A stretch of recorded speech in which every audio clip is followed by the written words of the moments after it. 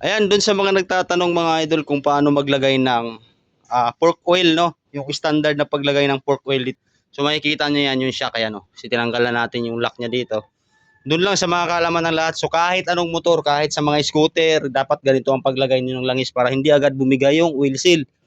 Kasi pagka bumibigay yung oil seal mga idol, yan, magpapalit ka na magpapalit. Bakit kaya magpapalit? Kasi wala sa standard yung paglagay ng pork oil. Okay, so umpisahan natin, no?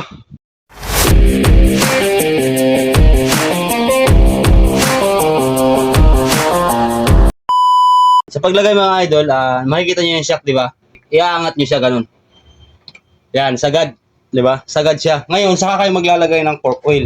So ito naman, para sa lahat to na gustong matuto lang para kasi pag sobra din sa langis tong shock natin, possible din mabilis tumagas. Di ba? Yan, tanggalin natin to.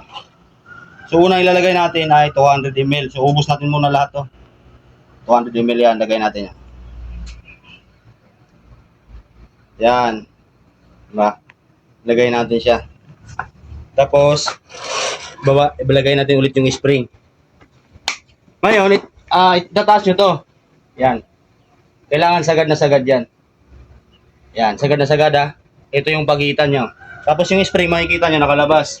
Saka nyo ilalagay ngayon yung isang pork oil.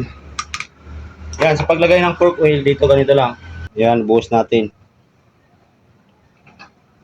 Para may idea din yung iba at hindi agad-agad magkakaproblema yung So yan, makikita nyo mga idol, yung oil niya, pantay lang siya dito sa inner tube. So wag niyo na siyang pilitin na punuin pa. So dapat ganyan lang, ayan, hindi nagalaw dito, hindi nagalaw yung ilalim, nakataas to. Ayan, basta ang langis niya mga idol, pantay lang dito, no? Yung langis, pantay lang sa inner tube. So ganyan ang tamang paglagay ng pork oil mga idol. So kahit anong motor pwede niyong gamitin to yan. Basta nakasagad to. Kasi yan, nakasagad yan. Ibaba niyo yan, diba? Nakasagad yan, no? Yan. Pag doon yung pinaka-standard niya, dapat pantayan. So wala na kayong ibang dadagdagan. Okay. So ganoon lang paglagay ng pork oil mga idol. So ganoon ulit sa kabila mamaya at tuturo ko rin sa inyo ganoon ulit. Yan, lagay niyo to. Basta ito nakasagad. Kahit iubos yung agad to isa.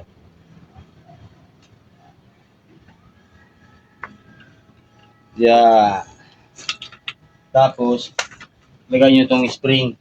Sa spring naman, sa paglagay, mapapansin nyo, gap, ang lalayo. Ito, dikit-dikit. So, kung saan yung dikit-dikit, nandun lahat sa baba. Kasi pag nilagay nyo yung ganito, pangit ang play, hindi pantay. So, dapat lahat ng dikit-dikit, doon mo ilalagay sa ilalim. Yan, lagay natin. Yan.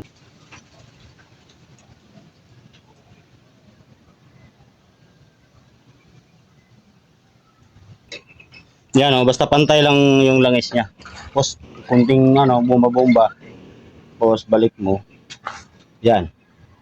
So, yan, pantay yung langis. Dapat ganyan lang mga idol, no? So, para standard yung paglagay natin ng langis. Okay.